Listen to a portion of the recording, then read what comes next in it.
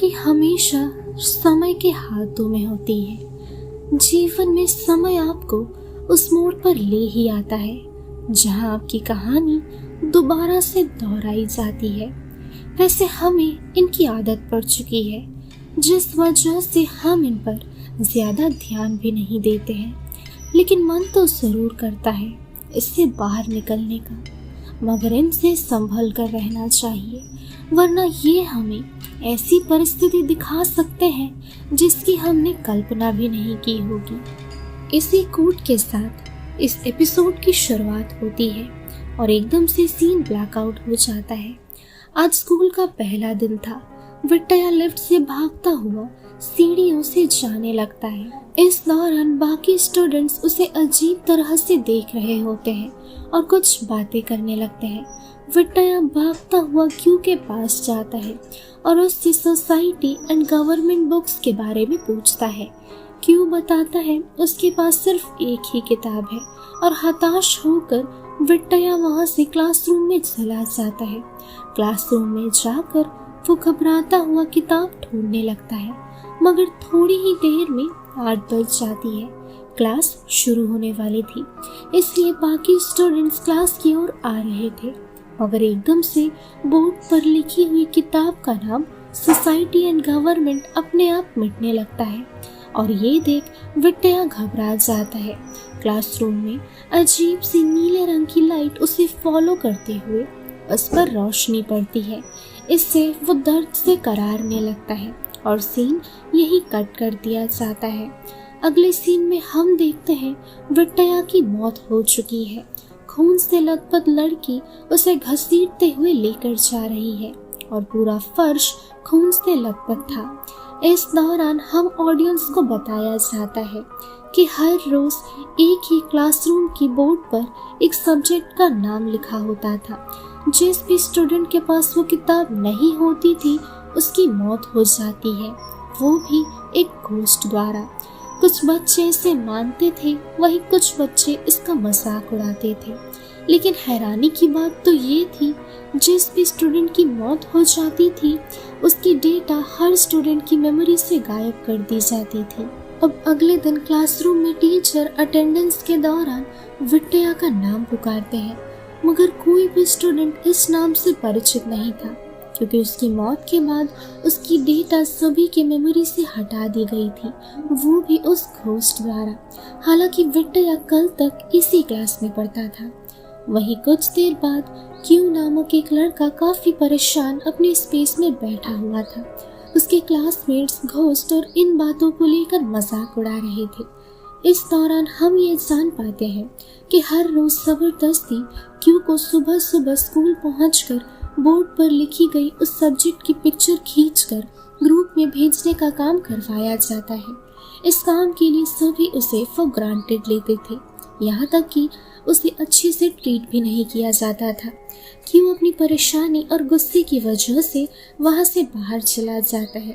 ठीक तभी क्यू का क्लासमेट वैन क्यू से मिलकर उसे बेहद प्रेशराइज करता है, जिससे कि वो हमेशा ये काम करता रहे। क्यू की खास दोस्त टैन वैन को यहाँ से जाने के लिए कहती है और वो खुद क्यू के साथ बात करके उसे थोड़ा शांत करती है। हालांकि उसके दिमाग में काफी कुछ अब भी चल रहा था। अब अगले दिन क्यू स्कूल में काफी जल्दी पहुंचता है। सभी स्टूडेंट्स उसे मैसेज करके जल्द से जल्द बोर्ड की पिक्चर भेजने के लिए कहते हैं, मगर क्यू जानबूझकर समय बर्बाद करने लगता है, क्योंकि क्लास में सभी उसे अपने स्वार्थ के लिए इस्तेमाल कर रहे थे। कुछ देर बाद टैन उसे मैसेज करती है। उसे क्यू की चिंता हो रही थी, क्योंकि ऑनलाइन ग्रुप में वो किसी के मैसेजेस पर रिप्लाई नहीं कर रहा था। टैन का मैसेज देख क्यू भागता हुआ उस क्लासरूम की ओर जाने लगता है। वो ये सब कुछ सिर्फ और सिर्फ टैन के लिए करता था, जो कि टैन स्वार्थी नहीं थी, और अगर किसी दिन गलती से भी ये किताब टैन के पास नहीं हुई तो उसकी भी मौत हो जाएगी, और क्यों ऐसा कभी भी नहीं होने दे सकता था। वो फौरन ग्रुप में पिक्चर भेजता है। फिर वो बोर्ड पहुंचकर राहत की सांसें लेते हुए बैठ जाता है, मगर अचानक से उसकी गर्दन पर खून के छींटे गिरते हैं और पीछे से उसकी ओर खून से लथपथ हाथ आगे बढ़ने लगता है। क्यू को बेहद अजीब सा महसूस हो रहा था, इसलिए वो क्लासरूम से बाहर जाने लगता है, मगर खुद ब खुद दरवाजा बंद हो जाता है।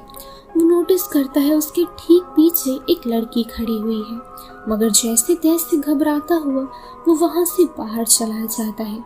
अब करीब करीब 2 बजे सभी क्लासरूम में होते हैं और एकदम से सभी पॉज हो जाते हैं सिवाय क्यू के। सभी स्टूडेंट्स उसकी ओर देखते हुए अपने हाथों पर बार बार पेन से स्टैब करने लगते हैं और एकदम से क्यू के बेहद नजदीक खून से लथपथ एक स्टूडेंट आता है, जिसे देख वो घबराकर नीचे गिर जाता है। खून से लथपथ वो लड़की क्यू को लगातार घूर रही होती है, मगर उसके नीचे गिरते ही हम ये समझ पाते हैं कि ये सिर्फ उसका एक वहम था। वैसे उसके क्लासमेट्स उसका मजाक उड़ा रहे थे। अब जैसे ही क्यू बाहर की ओर जा रहा होता है, ठीक तभी नॉट नामक एक लड़का क्यू से पूछता है कि सुबह तुमने बोर्ड की पिक्चर भेजने में इतनी देर क्यों लगाई।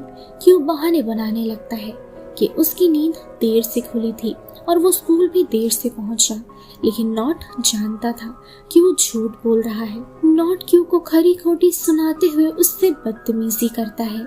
क्यू काफी गुस्से में था। वो जोर से चिल्लाते हुए कहने लगता है, तुम जैसे स्वार्थियों के लिए मैं अपनी जान कैसे खतरे में डाल सकता हूँ। अगर तुम सभी मेरे दोस्त होते फिर भी मैं बड़ी आसानी से तुम्हारे लिए ये चीजें करने के लिए हमेशा तैयार रहता, मगर गिरे हुए लोगों की मदद करते करते मैं खुद थक चुका हूँ और साथ ही तुम्हारी मदद करते करते शायद एक दिन मैं खुद मारा जाऊं। ये सुन नॉट कहता है, बेकार की बातों पर और घोस्ट पर यकीन करने की कोई जरूरत नहीं है। नॉट की बातें सुन क्यों उसे अगली सुबह अपने साथ स्कूल जल्दी आकर किताब की पिक्चर खुद ग्रुप में भेजने के लिए कहता है, मगर क्यों की बात टालकर नॉट उसका मजाक उड़ाने लगता है।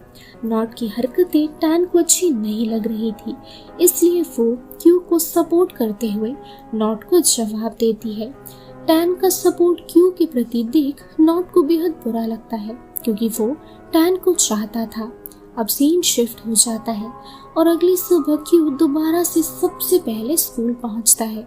वैसे आज वो काफी जल्दी आ चुका था, साथ ही उसे वीडियो कॉल पर बोर्ड को दिखाने के लिए कहा जाता है, मगर इस दौरान उसे बार बार क्लासरूम में किसी की आहट महसूस होती है और बोर्ड की ओर कैमरा घुमाते ही घोस्ट के ऊपर अटैक करती है और उसका गला दबाने लगती है। क्यू वीडियो कॉल पर बेहोश हो जाता है और कुछ देर बाद वो खुद को स्कूल के इन्फर्मरी में पाता है। उसे देखने के लिए टैन उसके साथ मौजूद थी। टैन उसका हालचाल पूछते हुए उसे सुबह उसके साथ हुई घटना के बारे में पूछती है और वो उसे बताता है कि किसी ने उसे मारने की कोशिश की थी। घटना के बारे में जानकर टैन क्यू का हौसला बढ़ाती है और फिर वो दोनों क्लासरूम में जाते हैं, जहाँ सभी क्यू का मजाक उड़ा रहे थे, जो कि उन्हें लगता था क्यू डर के मारे बेहोश हो गया। दोस्तों, क्यू की इतनी मदद करने के बाद भी सभी उसे बार बार फॉर ग्रांटेड लेते थे। इस बीच क्लास में औरा नामक लड़का परेशान होकर चिल्लाने लगता है, क्योंकि आज जो किताब उसके पास होनी चाहिए थी वो उसके पास नहीं थी। हालांकि उसे याद था कि उसने सारी किताबें बैग में रखी थी। औरा की हालत देख क्यू और टैन उसकी मदद करते हैं और स्कूल के बाकी बच्चों से बुक्स जुगाड़ करने की कोशिश करते हैं, मगर किसी भी तरह से उन्हें किताब नहीं मिल रही थी। दोस्तों, औरा बेहद हैरान था, क्योंकि आज तक उसने क्यू को भी फॉर ग्रांटेड लिया था, लेकिन उसकी परेशानी देख क्यू इंसानियत के चलते ही सही उसकी मदद कर रहा था, मगर क्लास में बाकी सभी जो सच में उसके दोस्त थे वो भी खुद में व्यस्त थे, उसकी मदद वो नहीं कर रहे थे। औरा को अपनी गलती रियलाइज होती है और वो क्यू से माफी मांगता है। अब कुछ देर बाद औरा हताश होकर क्लासरूम में चला आता है। इस दौरान नॉट टैन से पूछता है, क्या तुम क्यू जैसे बेफिजूल लड़के को पसंद करती हो, जो तुम्हें बार बार उसके आगे पीछे घूमना पड़ता है? क्या तुम उसके साथ फिजिकली भी इन्वॉल्व हो चुकी हो, जो तुम उसके अलावा किसी और को देख ही नहीं पाती हो? और अगर तुम उसके साथ फिजिकल हो चुकी हो तो तुम इतनी खुश कैसे हो सकती हो, क्योंकि अब तक तुम तो मेरे साथ रहती थी। मुझे लगता था तुम मुझे पसंद करती हो, ना कि उसे। टैन इन बातों का जवाब नहीं देती है, मगर नॉट के बार बार फोर्स करने पर वो बताती है, मैं ये सब कुछ तुम्हारे और हम सभी के लिए कर रही हूँ। मैं क्यू को जानबूझकर अपनी ओर अट्रैक्टेड रखने की कोशिश कर रही हूँ, जिससे कि वो हमारा मोहरा बनकर बार बार मेरे खातिर ही सही हम सभी की मदद करे, क्योंकि हम सभी सेल्फिश हैं। वो चाहे तो हमारे लिए हमारा काम करना बंद कर देगा, मगर जब तक मैं इसमें इन्वॉल्व रहूंगी वो हम सभी की मदद करता रहेगा। ठीक तभी औरा नोटिस करता है उसके बेस्ट फ्रेंड वैन के पास उसकी किताब मौजूद है, जिसे वो अब तक ढूंढ रहा था। औरा वैन से झगड़ने लगता है। वहीं वैन गुस्से में बताता है कि उसके पास किताब नहीं है, वो भूल चुका है, इसलिए उसने ऐसा किया। मगर औरा कहने लगता है, चाहे जो हो जाए, मैं तुम्हारा बेस्ट फ्रेंड हूँ, तुम मेरे साथ ऐसा कैसे कर सकते हो। और दोनों में बहस शुरू हो जाती है। ठीक तभी क्यू वहां पहुंचकर दोनों की फाइट रोकने की कोशिश करता है, मगर तभी अजीब सी लाइट्स क्लासरूम में पड़ती है। वैन समझ चुका था जिसके पास फिलहाल किताब मौजूद नहीं है उसकी मौत हो जाएगी, इसलिए फौरन वो अपने बेस्ट फ्रेंड औरा के हाथ से किताब छीन लेता है और नीली रोशनी औरा पर पड़ती है और इससे उसकी मौत हो जाती है। और इसी के साथ ये सीन यही कट कर दिया जाता है। अब अगली सुबह जब क्यू दोबारा से स्कूल पहुंचता है, ग्रुप में वो बोर्ड पर लिखी गई किताब की तस्वीर तो नहीं, बल्कि पुरानी खींची गई एक तस्वीर भेज देता है, क्योंकि का कारण हमें फ्लैशबैक से पता चलेगा। असल में नॉट के सामने जब टैन अपना प्लान कन्फेस कर रही थी, ठीक तभी क्यू भी बाहर खड़ा होकर उसकी सारी बातें सुन रहा था और अब तक उसके पास सभी को बचाने की वजह थी, जो कि थी टैन। मगर टैन के धोखे के बाद उसके पास किसी को बचाने की कोई वजह ही नहीं है। अब क्लास के दौरान सभी खुश थे क्योंकि सभी के पास किताबें मौजूद थी, मगर कुछ देर बाद आसपास का नजारा बदलने लगता है, जो कि सभी की मौत नजदीक आ चुकी थी। घोस्ट और विट्टया क्लास में मौजूद थे। घोस्ट टैन से शुरू करके एक एक करके क्लास के सभी स्टूडेंट्स को बेरहमी से मारने लगती है।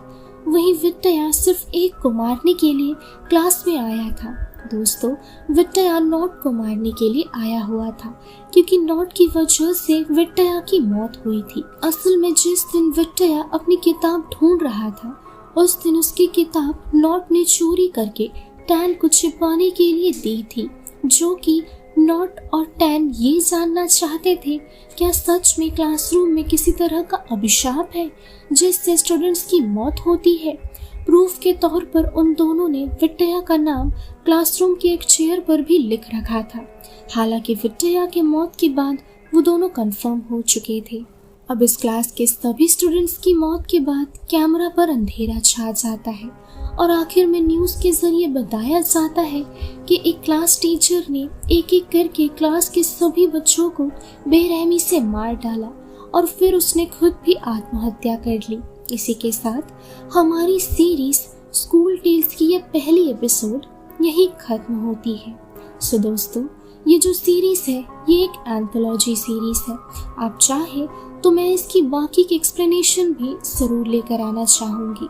आप सभी इस वीडियो को भरकर प्यार दीजिए और कमेंट्स को अपने प्यार को एक्सप्रेस करने का जरिया बना दीजिए। तो चलिए मिलती हूँ अगली वीडियो के साथ। टिल देन स्टे सेफ, शब्बा खैर।